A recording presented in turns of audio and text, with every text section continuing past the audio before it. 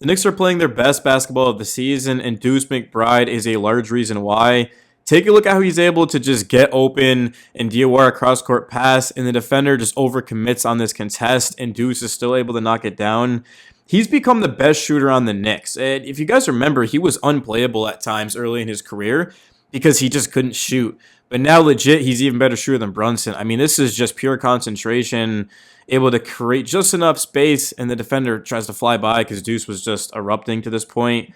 He would make the free throw as well. And look at the look on Deuce's face. Just nothing but business right there. Here's the free throw. Everything Deuce is shooting isn't even hitting the rim. Now he's at the top of the key. He's going to kick out to Diawara. And then he comes to the ball, and he just pulls it. I mean, this is unreal, the way Deuce is shooting. And these are consecutive possessions. It's not like I'm editing this. This is literally every single possession down the floor. Deuce is on a mission. Brunson drawing help. The funny thing is, Cat's wide open. Like, there's no one even on Cat. And take a look at how he just goes to the closest guy, which is Deuce. And this is just how much space he needs. I mean, this is ridiculous. Oh, I poorly edited it. This does go in, my bad. I'm a freaking idiot. But, like, Deuce is just... the way he shoots, I'm just so happy because the Knicks drafted him in the second round. And him and Mitch have both become just absolute key bench pieces for this team. And I say bench, like they come off the bench, but, I mean, these are some of the best bench guys in the league. Deuce McBride ended up finishing the game 22 minutes, 22 points, just scorching hot. Like I said, 7 of 10 from 3. But most importantly, a plus 35, which isn't a game high. Just absurd to think about. Brunson was a plus 37, 33 points at 31 minutes for the captain.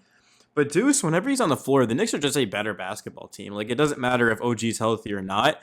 When Deuce is out there, the Knicks play their best basketball, and he can take over a game with the way he shoots. And him and Brunson, it's just a perfect fit. And at one point, this team also had Emmanuel Quickley, Dante DiVincenzo, right? I mean, wow, the Knicks have just been bringing in and drafting some high-level shooting guards, and shooting guards in the sense of the way they're able to shoot the basketball. And it's not even to mention Deuce's defense. He doesn't take a possession off. He's, in my opinion, the best point of attack defender. I think you could argue it's Mikal Bridges. Both of them were incredible. But in a 7-game series, the Knicks have OG, they've got Mikal, and they've got Deuce McBride, Mitchell Robinson, guys that can just switch everything and make it tough. Now, I do stand on this. I don't know if the Knicks can win a championship with both Cat and Brunson. But I guess they can because the Knicks reportedly are not pursuing Giannis, and that has to mean, absolutely has to mean that they believe this team can. And obviously those guys know way more about the team than me because they're there every single day, right?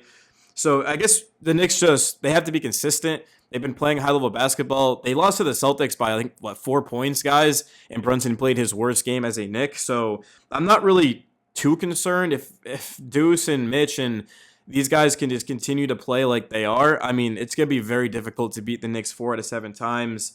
And Mike Brown, he deserves to get more time. It's his first year with the Knicks, and by April, by May, I mean, this is just going to look like a completely different team. And the Knicks, they've been winning games. Say what you want. Yeah, they're not beating the winning teams. Like, I get that. But at the end of the day, the Knicks are playing winning basketball. I mean, of course, they've won what? 1, 2, 3, 4, 5 of our last 6 games. So I feel good. Sunday is a home game against the Magic at 12 p.m. Really? They have football? That makes no sense. But I guess if you're a Giant fan or a Jet fan, you're probably not mad about that. So yeah, the early game for the Knicks, I definitely will have a video for you guys out after that. Tuesday at Toronto. So a couple of tough Eastern Conference teams. The Knicks just played the Raptors. It was an absolute massacre. So it's not going to be that way that this time around, obviously. Indiana struggled. But you just look at the East, it's just absolutely wide open. I mean, last year, the Knicks beat the Celtics. Of course, they took the Pacers to 6. They beat the Pistons. I mean, yeah, the Pistons are definitely improved. They're going to be very difficult. The Cavs aren't going anywhere. But it just seems like the Knicks, they've got to get it done this year. And, of course, they have a window because Cat and Brunson are in their primes. And OG's, like, not like they're an old team or anything. Like, the oldest player on the Knicks is Jordan Clarkson at 33. But I just want to see the Knicks play like this every single night. I mean, the Knicks approached this game like it was a playoff one against like in the finals against the Rockets or something like that, or whoever you think is gonna make it. I mean, the Knicks just came out ready to go, and they never got complacent. They never took their foot off the gas, and there's currently 2 minutes left in this game, and they're still competing. They're still going after offensive rebounds. They're still getting back in transition, and they do give up a bucket, but everyone was back. All 5 guys were right there, ready to contest. So Mike Brown, man, say what you want about him. I mean, yeah, the Knicks are pretty much the same team as they were last year in terms of statistically, but I do think that the offense just looks better. I mean, the Knicks have by far the most 40-point quarters in basketball, and that says a lot. It says that the Knicks just are capable of erupting, and when they want to play defense, they absolutely can. Like we saw it. Even I hate to bring up last season because it's kind of irrelevant to this point, but we saw stretches last season where the Knicks just they looked elite defensively. Like you don't come back down 20 points consecutive nights against the defending champion Celtics by not playing elite defense. I mean, so we know that McHale and OG can fly around, and then you got Mitch out there who's a 7-footer that can switch everything. Brunson and Cat, that's going to be the thing. Cat's just a bad defender. Like he's slow in his feet laterally. Jalen Brunson is an effort guy. He'll draw charges, but he's 6'2". Brunson, like he's gonna put all of his focus into the offense, and he should put all of his focus into the offense. I mean, if Brunson could be average defender, the Knicks will definitely take that. But it's how can you construct a game plan basically to make sure that, hey, look, they're not just going to run high pick and roll every single time and get a mismatch. And once the Knicks figure that out, then, yeah, they can absolutely win a championship. But Cat needs to be the guy. And I'll literally, dude, I'll die on that. Cat has to be the guy. I'm not saying he has to be the best player for the Knicks because Brunson like is the best player, but Cat needs to make his impact felt every single night and be physical. Do not commit silly fouls. Cat's averaging 4 fouls a game. That's not going to get it done. Against the Hornets, Cat looked unstoppable.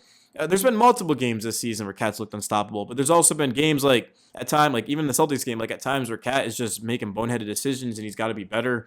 But yeah, I do trust the Knicks. I think the Knicks can win a championship. I mean, everything's going to have to go right. They're going to have to stay healthy. I mean, maybe they'll make a move at the buyout market. I don't think the Knicks like need to get Giannis to win a championship, but they definitely are going to have to make changes. Like, there's no question about it. And we're starting to see them. And at the end of the day, with this win, the Knicks are going to go to, I honestly don't even know what our record is, but now 15-7. The Knicks are now 15-7 on the season. So you don't get to 15-7 by being a bad basketball team. But against the Magic coming up, against the Raptors, those are games that the Knicks just have to get. Like, the Knicks haven't put together consecutive wins against good teams all season. I can pretty much promise you that. Well, they did beat the Cavs and then they beat the Celtics, but I'm like Celtics technically that is two teams that are making the playoffs, but then they did lose to Miami, they lost to Milwaukee.